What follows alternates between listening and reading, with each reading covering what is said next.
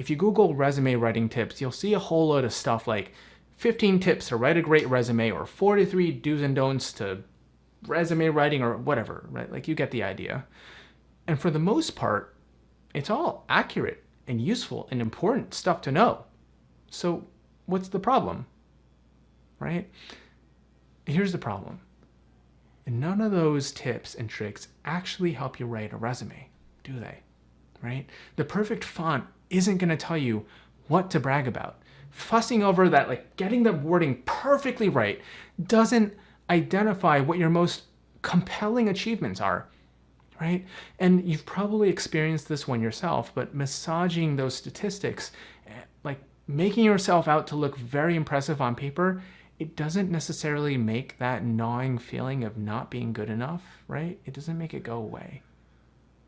So the real problem is that these articles all teach surface level tactics. Worrying about that makes sense at the end of the process, right? When you're trying to package it all nicely.